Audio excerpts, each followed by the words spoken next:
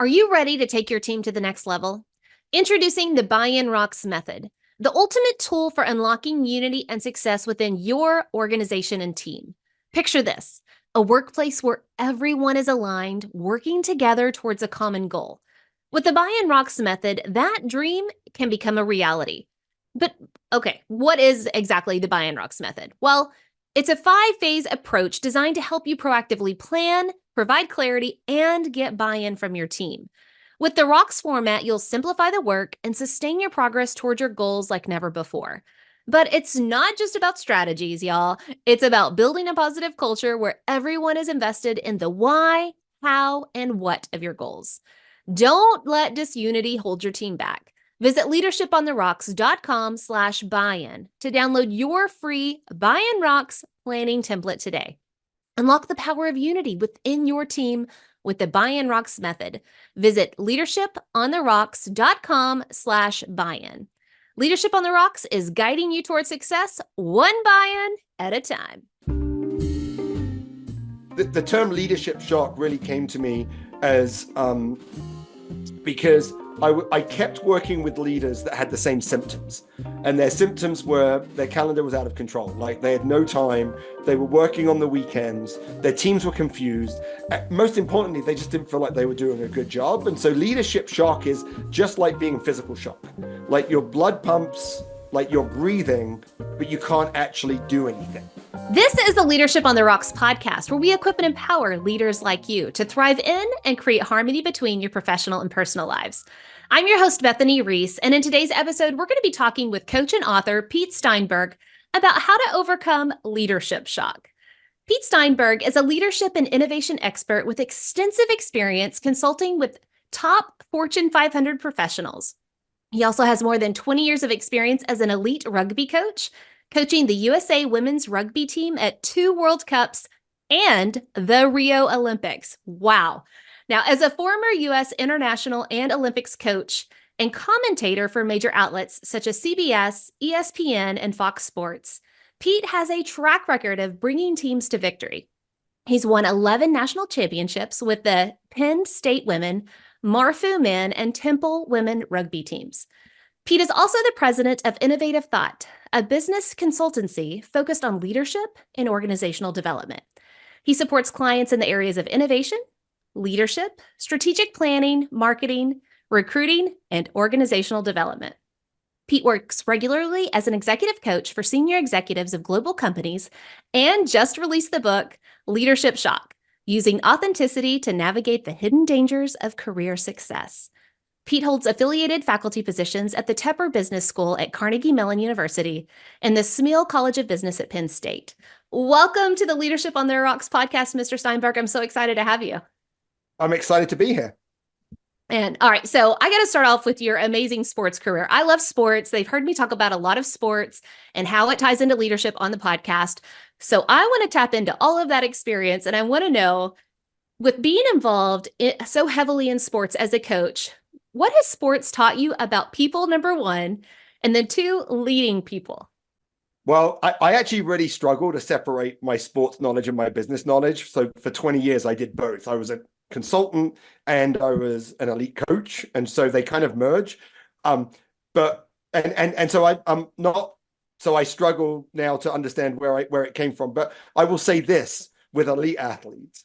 And I think as coaches, the most important thing is to understand what the athlete wants to get out of their experience and then help them get it. And I think that transfers exactly to leading people. I think people are motivated. If you want someone to be at their absolute best, you have to find a way to really align to what they're trying to accomplish.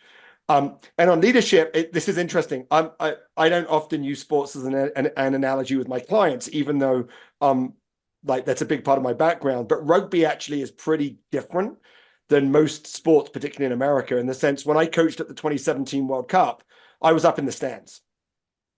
Like, so Wow. I'm not on the sideline. I'm not calling in plays. I'm not managing anything. And so as a rugby coach, what you actually have to do is you have to very much empower your team to be able to make tactical, strategic decisions, to manage the culture, to lead each other, to maximize their performance. And so the big thing I learned in that process is you have to, if you want to empower your team, what you have to do is you have to give them space. You have to let them do things their way. And sometimes, hopefully, it works out. Most of the time, it'll work out, but not the way you thought it was going to work out. But if you don't give them that time and space to actually lead, then they're not going to take on that responsibility, and they won't be empowered. So the example is when you coach rugby, particularly at World Cup in the 15-a-side game, on game day, I had nothing to do. Like by the time we get to game day, it like I go off, have a coffee. Like the players have to manage that. So recognizing that you have to give space to your team if you want them to really lead themselves and be empowered is probably the thing on the leadership side. That's amazing. And think about the release of control, which is really hard for A-type go-getter leaders. I will like I say this in 2017 at the World Cup, and we got to the semifinals. It was the first time in 20 years that the US women had got to the semifinals of the World Cup, so it was very successful. I think I probably used the sports psychologists that we had on site more than the players did. Like releasing control. I was like the nerves that you have when you can't control something is much greater than the nerves that you have when you actually have. So like on game day, it was really hard. Like to keep myself grounded. It was very, very hard. I totally get that. And even in parenting, and I won't go on a huge, rabbit trail here, but I have a kid that I sent off to college and like talking about like releasing control.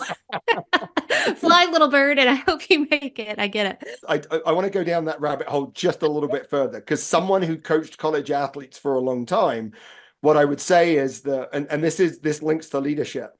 If you want to empower your team or your kid to make good choices, you need to give them the opportunity to make those choices when you're there. So when you're not there, they have the experience that you need. And so what I saw a lot when I was coaching college athletes, like high school kids would come in and they actually had I remember there was a very talented athlete. She didn't play rugby. She played field hockey in high school. And she came in and she was really struggling. She would be at practice and she would be exhausted. And I realized that, I sat down, I had a conversation with her, and she actually had no skills to manage her life because her parents had always done it for her. She didn't know when to go to bed. She didn't know how to get up. She didn't know how to like manage her time in between, like because her parents had like when you talk to her, what was your senior year in high school? It was her parents did everything for her. So when she got to college, she didn't have what we might call basic life skills. And so she had to learn basic life skills at college. By then it's too late. So that's on the parenting side, but also on the leadership side. Like it's a journey to empower your team. It's not a moment. I agree. And, I tap into that with leadership and I'm like, you have to equip them before you empower them. Otherwise they don't have the skill set, like you said. And I love that. I call that like gradual release, right? It's a gradual release. As you learn the skill set, the more, freedom and responsibility and control that you can take in that. So here's the thing. I think that is really, it's really challenging for leaders, right? And the reason why letting go is so hard is because often the self-identity of the leader is in the expert space. So it is, preach. and therefore I think, and this actually, it does link to leadership shock. When people get to more senior leadership levels and their identity has been stuck in the expert space, they feel the need to still do the job they had before. Even though they are now in a more senior role, as opposed to changing the way they see themselves and therefore the way they lead to a bigger role. Yeah. I just see, whenever we think of promotions, I mean, I'm a visual thinker. I think of, you're climbing up the mountain, right? And you're being promoted up leadership. But as you start on that journey, you're carrying a bunch of tasks, a bunch of rocks, a bunch of, things that are required of you. But as you keep walking up the mountain, if you keep picking up more rocks and not releasing others, that's going to be a heavy load. And you can't do it. You gotta relinquish, you gotta release that. And I love all the points you're bringing up. Guys, all of that is for free. All of the parallels between parenting and leadership. We didn't even plan on getting there. So thank you so much for your wisdom in that. Oh, You mentioned it's leadership. okay. I have a 4-year-old and a 7-year-old, Bethany. So I'm Oh, talking a good game, but when my kids are teenagers, I'm going to be calling you and be like, like what happened? I thought I I had this totally thing done, but what happened?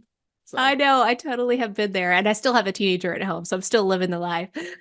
You mentioned leadership shock, and you just wrote the book, Leadership Shock, Using Authenticity to Navigate the Hidden Dangers of Career Success. When I hear that word, leadership shock, I have been in leadership and I even had a skip level promotion. And that word, shock, yes. Oh my gosh. Yes, I felt all of that, everything about that word. So will you just explain what you mean by leadership shock? Because even in hearing that, I identify with it, even though I'm not 100% sure like what you mean by it yet. yeah, I mean, I think it's interesting, and the term leadership shock really came to me as because I kept working with leaders that had the same symptoms. And their symptoms were their calendar was out of control. Like they had no time. They were working on the weekends. Their teams were confused. Most importantly, they just didn't feel like they were doing a good job. And so leadership shock is just like being in physical shock. Like your blood pumps, like you're breathing, but you can't actually do anything. And that's actually what leadership shock is. So people exist in their leadership roles, but they're not making the impact that they want to make. And that's because there has been some contextual change.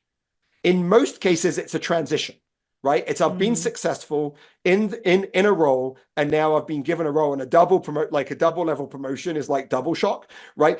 Because what's made me successful in my previous role is likely not to make me successful in my next role, but that's what I Yes. know.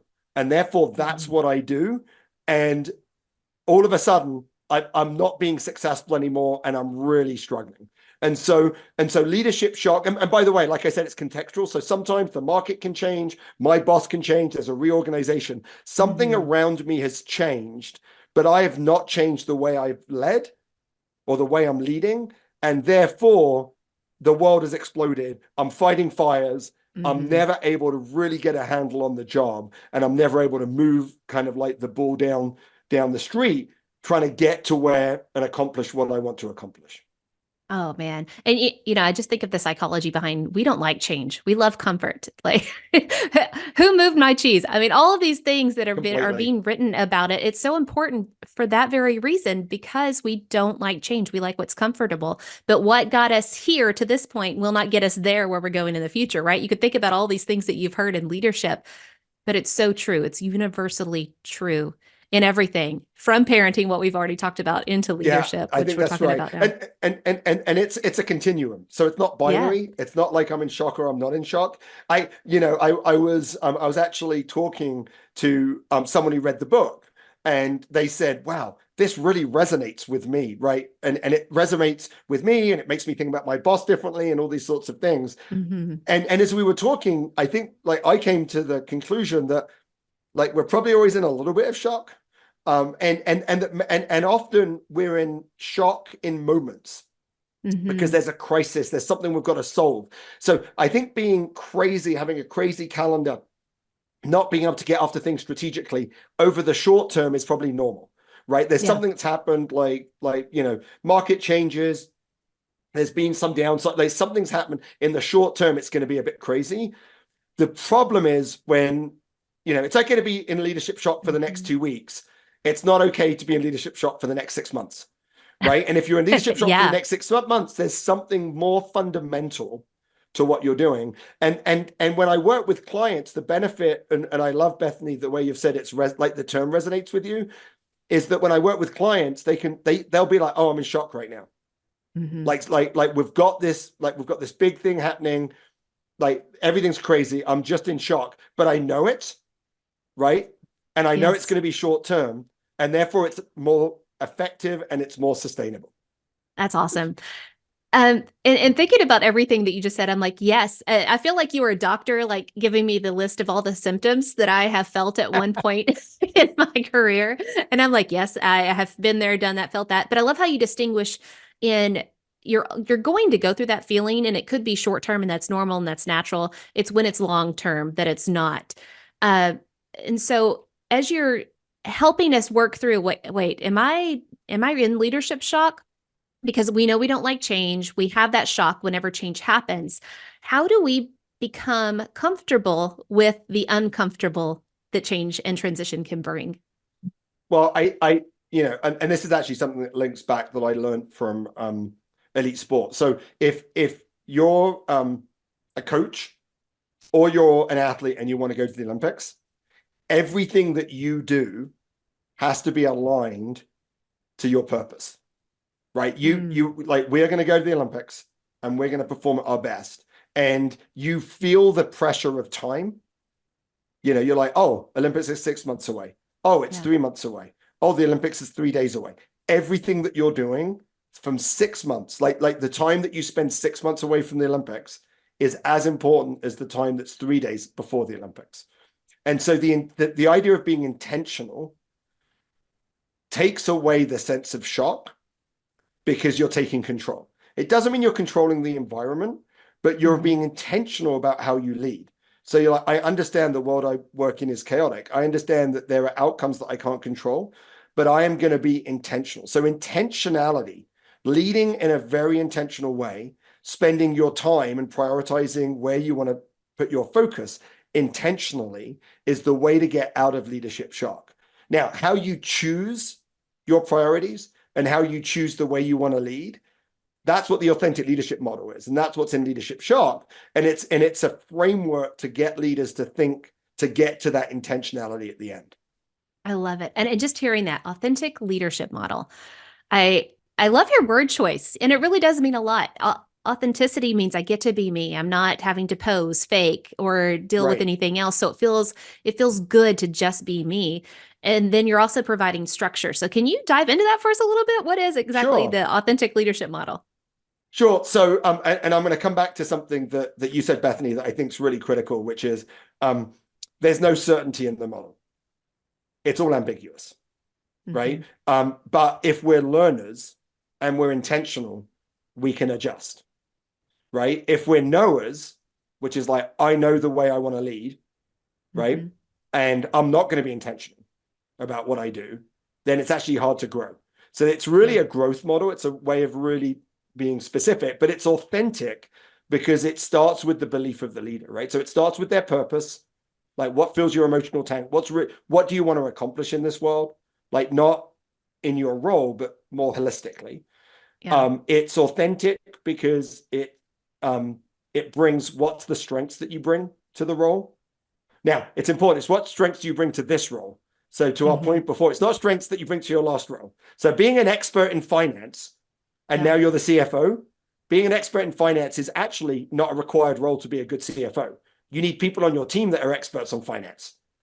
You are now a leader. So part of it is changing the mindset of the leader to what's important for their role now. And then what are your leadership beliefs? Why, what do you believe great leaders do? And so that's the authentic piece that sits in the model. And then there's two things that are contextual. So one is, what's the role that you have? Now, this isn't the job description, right? This is like, no, what's actually expected of you? Are you expected I've to speak never up? seen a job description that was actual. Exactly. Right. Exactly Like none of them are contextual, right? Yeah. So No. it's like, does your supervisor expect you to speak up? Do they expect to be challenged? Right? Do they expect you to bring new ideas? Like what is the expectation that the organization has of the role? And then what are you trying to accomplish? So what's the vision? Where do you want to be 3 years from now? Like for you and your team. So those things are all interdependent. And so the way it works through in the book is you work through each of those. You follow a fable, Michael, who's a newly promoted CEO, and you go through each of those pieces. But at the end, you have some questions that say, hey, here's how you think through it. But the important thing is to recognize, then you go back and say, oh, how does this link to my purpose? How does this link to my vision? It's all iterative. And then you use all of that and you analyze it. And then that allows you to come out, where do I want to spend my time? Time is so important.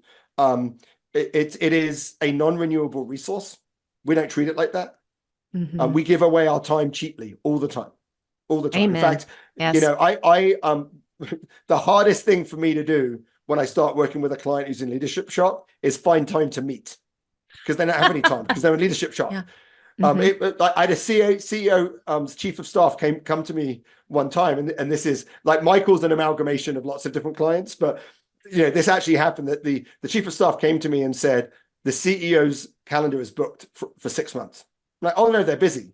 And the chief of staff is like, no, it is booked for 6 months, right? And that's because that CEO did not really, I think I can argue, value their time. I mean, they had leadership principles that were, they ran a business unit. They had leadership principles that worked when running the business unit, but did not work when running 8 business units. Yeah. Right. Like you have to be different. And their time got filled up, but also they didn't see their time as their most precious resource, and they didn't judge how they should use their time relative for the return. Right. And so they found themselves in meetings that weren't actually valuable to the organization. So you will come out with a better understanding of your priorities, and you will come out with a better understanding of how you want to lead. I call them leadership principles, like the principles. And this is something that came from sport, where my teams would have principles of play, which would guide them for their decisions about how they wanted to do something.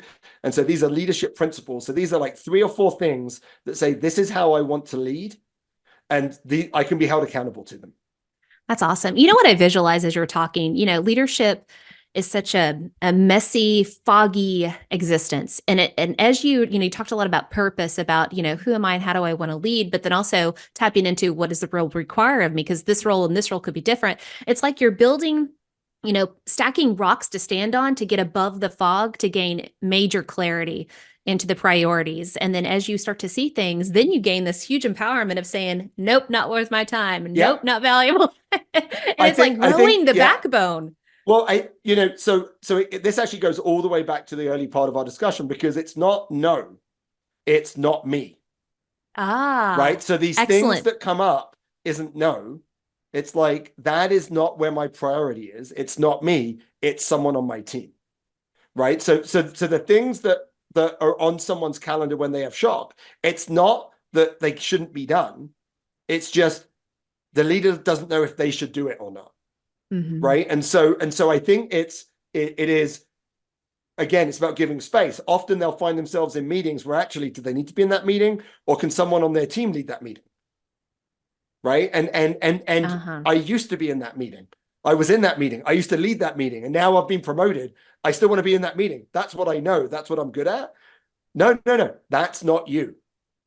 Right. That's not you, leader. That's someone on your team gets that experience to run that meeting. You have to pull yourself out of that meeting. And so I love the think distinction.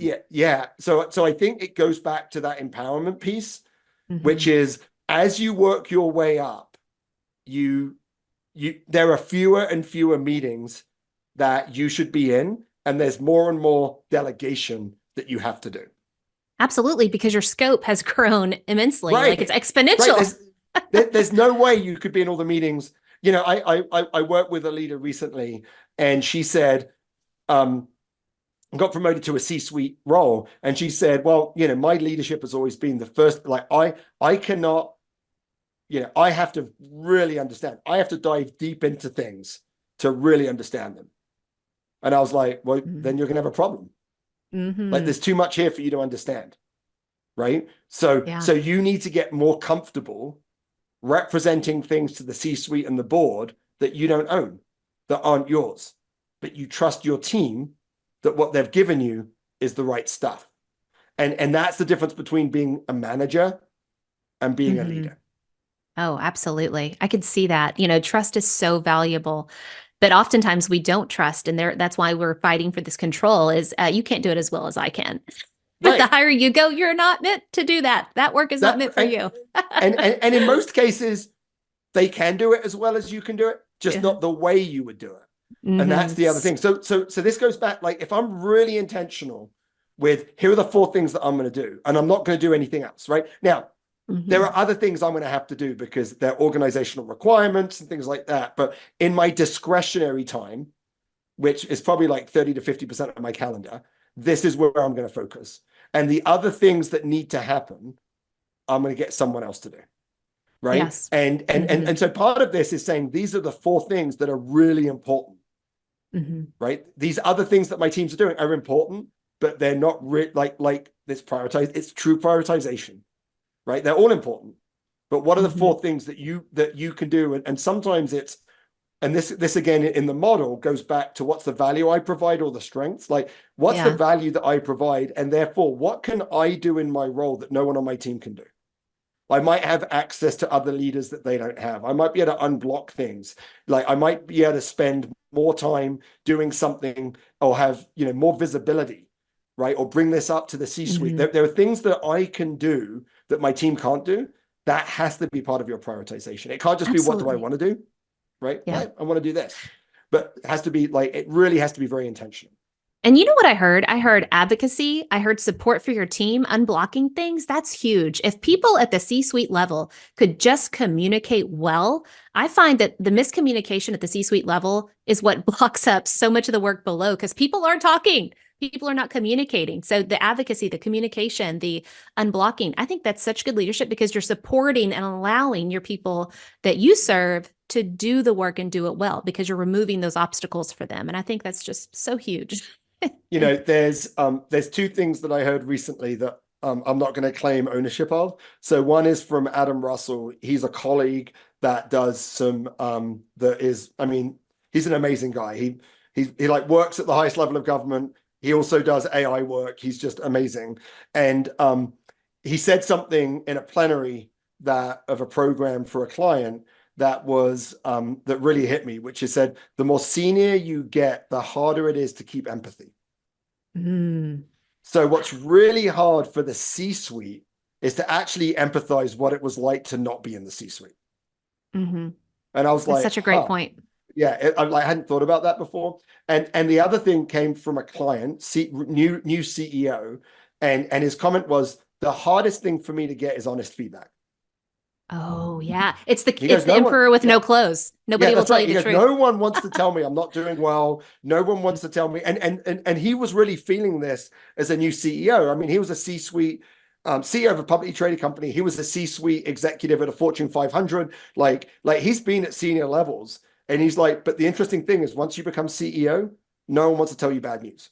No one wants to tell you bad news about the business. No one wants to tell you bad news about what you're doing. He said, feedback is the most valuable asset that I can find.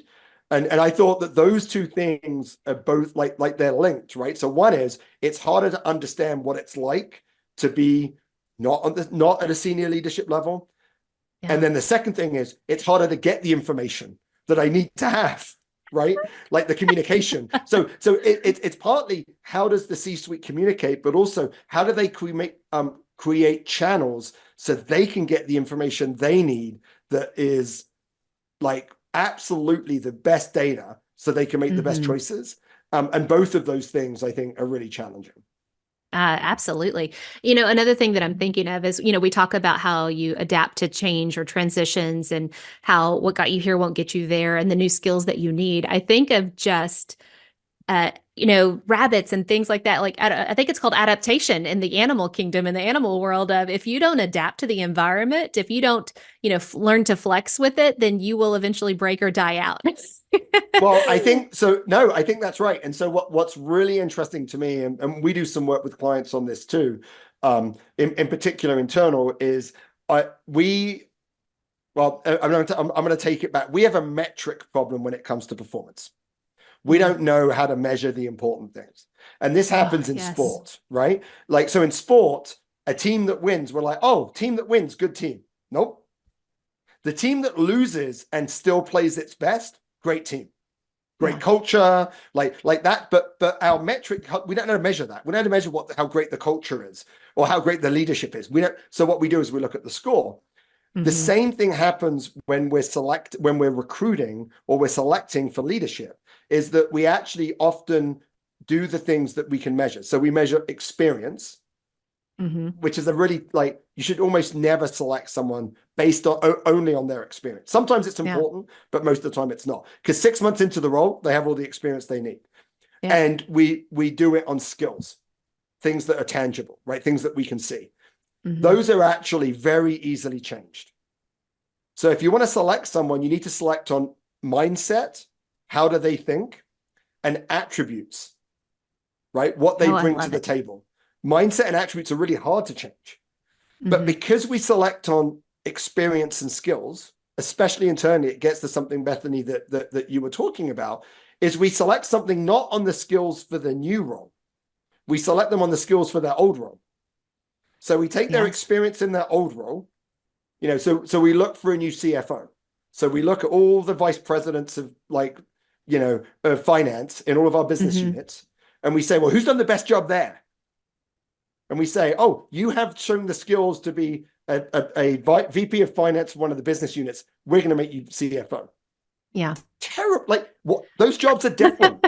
Like, to being good at that job doesn't make you good at this job. But if you look at all the VPs in finance and say, who's an enterprise-wide thinker? Right? Who's a really good communicator? Right? Who are some of these, like, what are these attributes that they bring? Who's a colleague? Who's a really good colleague? Like who's really good at being honest? Like, what are the attributes that the CFO needs? Then you look at the VPs of finance and say, well, which of those have those attributes? It probably isn't the person who's the best VP of finance. Exactly.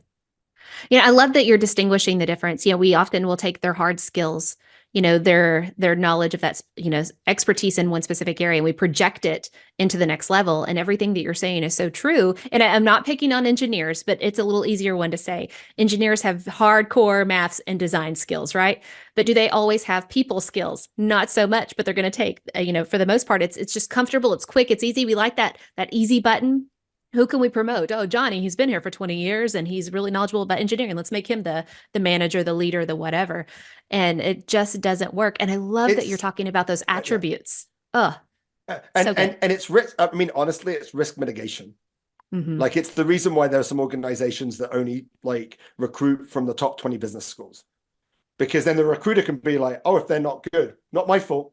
Like they came from Harvard, right? Yeah. Or, oh, that was the best engineer. Not my fault, versus I have to make a judgment. And this is why I think it's a measurement issue, because we don't have a way of measuring those attributes. So I have to make a judgment. And therefore, if that doesn't work out, it's my responsibility. Yeah. And so I think it's a risk mitigation. Don't you also think that we go really fast? I mean, not HR wise always, but we interview maybe once, maybe twice if you're higher level. But the interview process doesn't go into depth to dig and find out those attributes, to find out your heart, to, know about your mindset, to go deeper. We're just like, again, we want things quick. We like to skip over the process that it takes to know someone well, or to go through the experience to learn about those things. And as leaders, we like to skip over. I don't want to go through hardship. Skip. I don't want the process. Well, it's interesting. Recently, we were working with a client to help them select internally a C-suite role. And so what was interesting about it was that when we first talked to them, they were going to do it very quickly. And I was like, hold on. If you were going to select someone externally, what would your process be? And they laid out this very extensive process with like 4 levels of interviews. And I was like, so what is it that makes you think that you don't need a process to select this? And so so this is sort of, again, where my sports background comes in. When I coached, and we coach rugby, we measure everything. Like, they've got GPS trackers on the back. We know how fast they've run. We know how many hits they've had. We code everything, so we can look at every player's interaction, every action that they've taken, and we have all of this data. And the way that I use data is I use it as a check to what I called my coaching eye.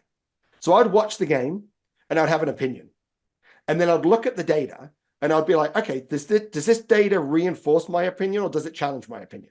And if it challenges my opinion, I'm open to changing it. And then I go back and I watch again, right? And that's generally how we use data. So we set up a selection criteria where we, as much as we can, measure the attributes and the mindset.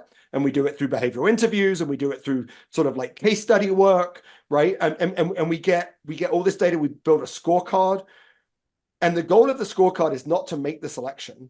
The goal of the scorecard is to check the intuition of the selecting committee, to be like, you thought candidate A was by far the best candidate, but when you look at the data, candidate A is not like even in the top 3. All right, let's go back. So let's pause. Let's review the data. And then maybe there's another round of interviews we need to have. What did they miss? Is it that, you know, because you have all these biases that exist. And so I think creating robust internal selection processes is an investment. Like this C-suite's going to be there for 5 years. Why are you going to rush it? I think that's really critical. And by the way, the outcome of that work is feedback to the person that got the job, which is like, hey, we did all this work. Here's your data. Here's what you're good at. Here are the challenges that you're going to face, right? It helps them not go into leadership shock because it helps them be intentional in that new role. Absolutely. That's such a good point. And stop interviewing people and going off your gut and your first impression. Go deeper, look at their mindset, find their attributes, because those things, I love it. They're malleable, they're changing. I think of, the growth mindset versus the fixed. You don't want people, because those are so hard to change. And once they're in that spot, you've kind of just messed up. I recently met a potential coaching client that, like talking with them, I'm like, in my head, I'm like, you're kind of a fixed mindset person. Like you've been really successful, and the way that you're talking about your challenges, none of it is about you, right? And then I'm like, how did they choose someone to be in this role that's very dynamic, that isn't open to change? Like there's really a selection failure right there. To have someone, maybe, growth mindset's always better, but maybe there are some roles that do work when someone's very fixed, and that, and it is, you've done it before, we want you to do it. But when you're talking about a dynamic context that's changing, like their ability to be agile and their ability to change is number one on the list. So how did you choose someone that didn't have those attributes and that mindset? Right? That's exactly, like they chose on skills, they chose on experience. Man, you have given so much wisdom. You've talked about us personally. What are the symptoms of leadership shock? You've talked about kind of how do we get out of it and how do we learn to adapt to the new environment. Then you've talked about the hiring process. What about those emerging leaders in the company? How can we look to and prepare better emerging leaders that are more agile and adaptive and have these attributes, so that we're building this pipeline of great people within our company, so that they're ready for that and they don't have leadership shock? You're going to have a little bit of it. Like you said, there's a difference between 2 weeks and 6 months. How do we build that pipeline? Well, I would say that the interesting thing about the authentic leadership model as an executive coach is that if I do a good job as a coach, they never have to call me again, because it's a way of thinking about your leadership, right? It's a way of being intentional, and it's a way of connecting different aspects. And I have a podcast coming out on leadership shock, and I have a client that I worked with when she was moved like early on in her career, when she was moving into director, and she just got the VP role. And I haven't worked with her for many years, and she said, "Oh, and Pete, in my new role, I just got out my authentic leadership model," and I was checking it, and I'm just like, that's a client that got away, but it's not, right? So I think part of it is, if you help people learn how to lead intentionally, that's a skill. And I talk in the book, and I talk with my clients about being metacognitive, which is not just reflecting, but deep reflecting on why you're reflecting that way. If you teach people those skills, then in whatever environment they're in, they were able to stop, be really intentional, be like, what's going on? What do I want to achieve? How am I going to achieve it? And it keeps them out of leadership shock. So one is, I think it's a skill. The second thing I would say is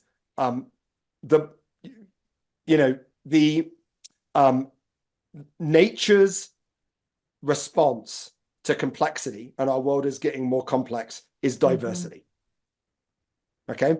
And so one of the things that we need to be more comfortable with is helping people get a diverse experience. And that might mean leaving our organization. Having someone in your organization for 20 years comes with strengths, but it also comes with huge challenges. Having someone who's been with your organization for 15 years and has gone and worked somewhere else for 5 in the middle of that is really powerful because they bring in lots of different learnings. They bring in a diverse mindset. And so I think finding ways to create diverse experiences and different experiences and letting people experiment in those different experiences, I think is a challenge that we have for our emerging leaders. Oh, absolutely. Because we like what's comfortable, right? Yeah, And that's they're a good right. employee. I don't want them to leave. Yeah. It's all Of the course you don't. challenges. Of Yeah. course you don't. I feel like we've come full circle. You started off talking about your coaching experience and about, going to the Olympics, World Cups, and your job is done by the day that you get there because you have taught them so well. And here you are talking about being a leadership coach. And whenever you have coached them well and I they have know. the skill sets they need, it's like you've worked They're yourself out gone. of a job. But yeah, we've come full circle. There's an endorser on the book called Scott McDonald that I worked with at Oliver Wyman when he first became the CEO. And I don't think Scott and I have talked. We bumped into each other maybe a couple of times. I worked with him for about 6 months. A couple of times we bumped into each other in the hallway.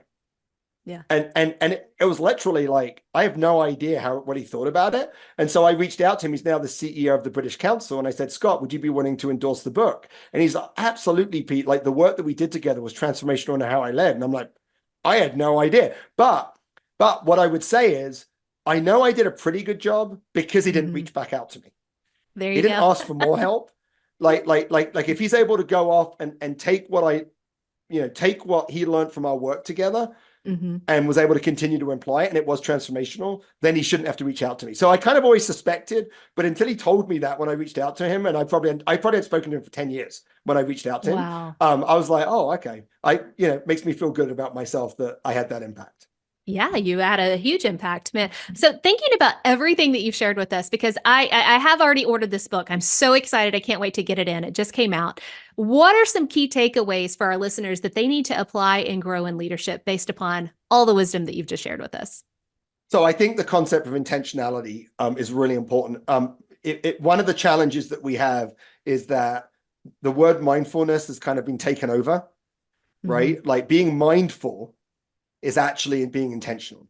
So finding time in your day to stop and think and be intentional, I think is probably the number one thing. And in the post-COVID world, it's harder. It used to be that we had our commute.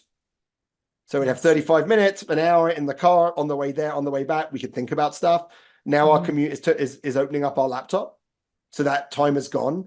So finding time to be intentional and to really stop and think, I think is one. The second thing is really finding connections to the way you lead to things that are important to you. Leadership shock is not sustainable. And one of the reasons it's not sustainable is it's not authentic, which means that you're not leading in the way that is really true to yourself. And because you're not leading in the way that's really true to yourself, it's draining. Like it doesn't make you feel good. And so finding ways to connect to your purpose and to your strengths is so critical for things to be sustainable. And then the third thing is treat your time as your most valuable resource. I was working with the president of a business unit of a client, and he was really struggling. And I reached out to a former client that I hadn't worked with for 5 years, but was so good at time management. And what she said to me was, I asked her, I said, how do you manage your time? And she said, if the meeting is not going to move the stock price, I'm not in the meeting. Wow. I should not be in a meeting to make an idea 2% better. That is not a good return on my time. And many of the clients I work with are in meetings to make ideas 2% better. Yeah. And I think so. That's Being such intentional. clarity. So, yeah, I know. It became really easy. I'm like, oh, that's really that's a great way to manage your, hey, it has to be important enough.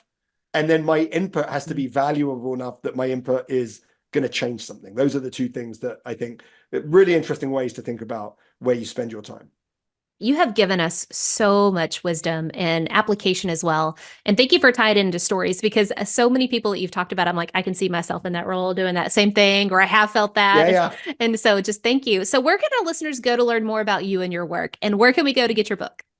All right. So you can get my book at the largest book seller in the world at Amazon. Uh-huh. Leadership Shock. Like I always like to say, hey, if you love the book, leave a review. If you don't love the book, tell me because I appreciate the feedback. Mhm. So that's the way it works. But and then if you want to go to petesteinberg.com, you'll be able to find out more about me and the work that I do. You can sign up for a newsletter. We do a Leadership Shock newsletter every month that kind of highlights things that we're seeing. And then, of course, connect with me on LinkedIn.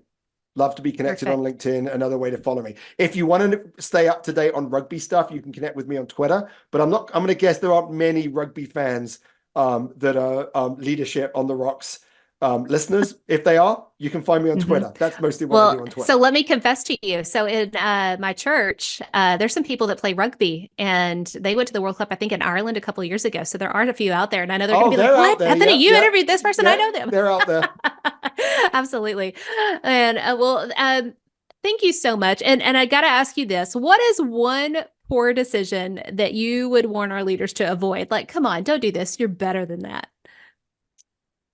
Um, so this is I'm going to go back to my time, and I'm going to tell a story, right? Because we're a storytelling species. Mhm. So I was working with a client who was in leadership shock, and they didn't have time to meet with me. So I met with their chief of staff, and we pulled out their calendar, and we started working their way through the calendar. And I looked out 2 months from now, and I say, well, what's that meeting? You've got a meeting with a vendor. It's 2 months from now. Like, why is that meeting there? And the chief of staff said, oh, well, the leader doesn't have time this week to meet with them. So, but they had time 2 months from now. And I was like, okay. But a week before that time, 2 months from now, is the leader going to be really busy? And she's like, oh, yeah, she's Mhm. like, they're always busy. I'm like, okay. So what is it that's different about that hour than's different Mhm. about the hour that you have now? So I think the big thing that I would say and the big mistake that people make is they discount the time in the future, right? Do not discount Mhm. the hour 2 months from now is worth as much as the hour you have this week. So if it's not worth putting on your calendar for this week, don't put it on your calendar 2 months from now. That is so good. So good. I love your perspective on that. Mr. Steinberg, thank you so much for being on the podcast. You have just given us so much wisdom, and we just thank you so much for being here and sharing it with us. And everybody go out and buy Leadership Shock. I know that you're either going through that, have gone through that, or going to go through it in the future. So you need this book. Thanks, Bethany. This has been a great discussion. I've learned a lot and I appreciate being on the podcast. And thank you. All right, guys, until next time, continue putting in the work of building your life and leadership on the rocks, the essential rocks. God bless.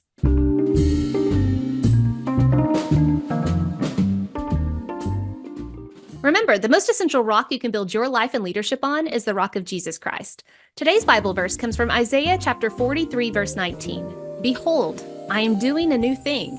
Now it springs forth. Do you not perceive it? I will make a way in the wilderness and rivers in the desert. Hey, it's Bethany again. If you're enjoying the Leadership on the Rocks podcast, be sure to subscribe and follow so you don't miss a single episode. Also, be sure to rate the show.